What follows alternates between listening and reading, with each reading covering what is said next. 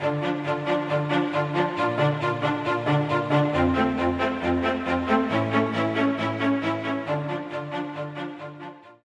about the whole universe. Think about all the matter and the energy, positive and negative charges.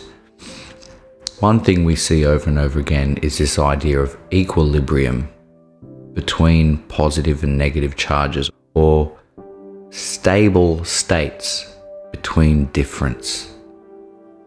When we have atoms, they're stable states between positive and negative charges, and that idea scales up all the way through matter, molecules, biology, even up to the point of human beings. You know, let's think about men and women. Men and women are different. That's not popular to say in this day and age, but it is true. Men and women have points of difference related to being men and women, but they're complementary. And one of the magical things about their points of difference is finding a stable relation, finding a cooperation between those points of difference.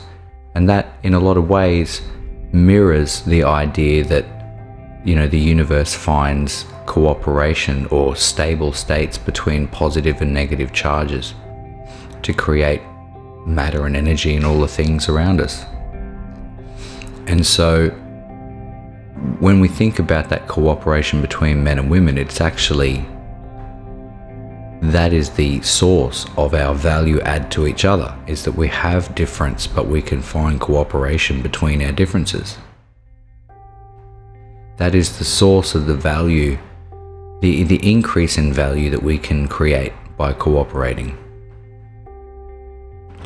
Now, if we move on to morality itself, people like to talk about morality in very abstract terms, but what understanding can we get if we decide to operationalize morality?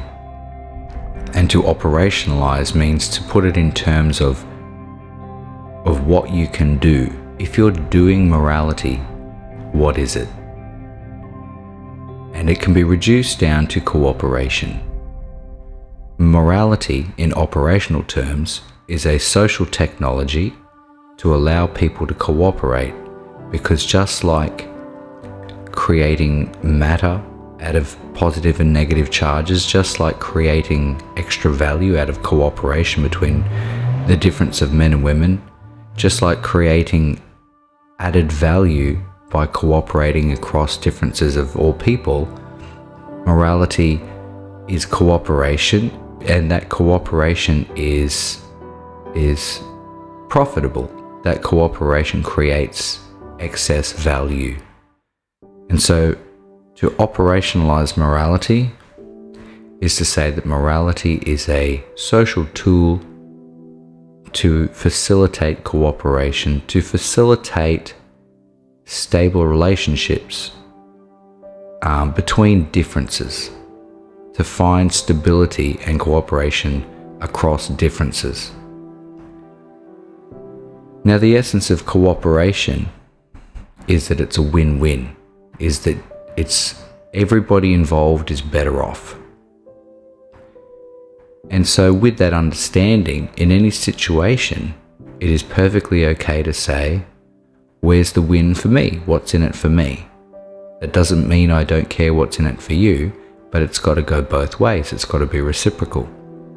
What's in it for me?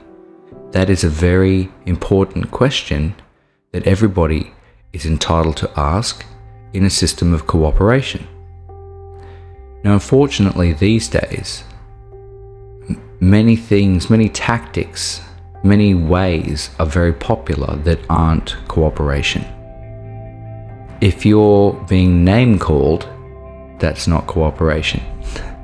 If you're being bullied, that's not cooperation. If people are threatening you or threatening your livelihood, instead of providing you a win-win, then you're not being cooperated with. And unfortunately, for certain political groups these days, that is their standard operating procedure.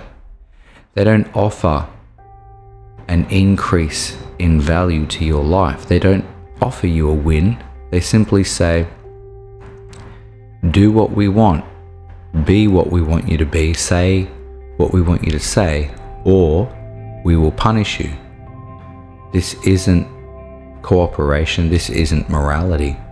This isn't goodness. This isn't godliness. This isn't holy. This isn't pure. And in fact, it is a degradation.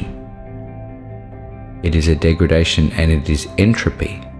It is the structures of our society withering away beneath our feet for those that wish to take their few scraps of profit while they dismantle society, because they don't care about the long term and they don't care about other people. So it is like a plague. It is entropy. It is crumbling down. It is a deconstruction. When you bully people, when you coerce them, when you oppress them, these days people are, rightly so, very concerned with oppression. But what is oppression? Oppression is forcing your will onto other people. Oppression is getting what you want at someone else's expense and not offering a reciprocal win-win cooperation. So have a think about that. In today's political landscape, especially with upcoming political events, and look at the way people try to get what they want.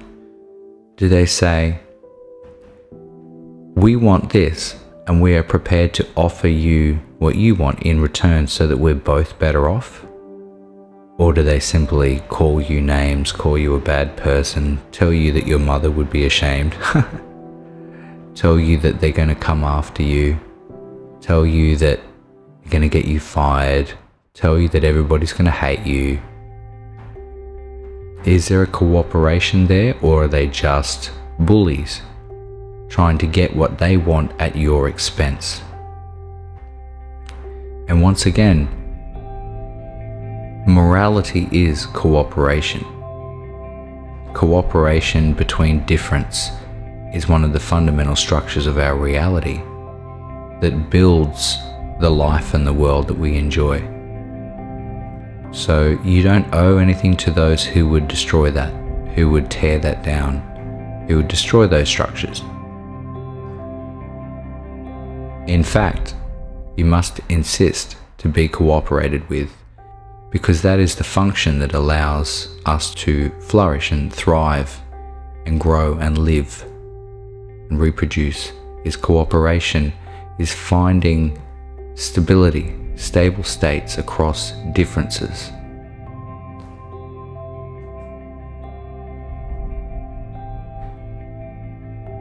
And most importantly, don't let them have you believe that bullying, shame, intimidation, coercion is moral.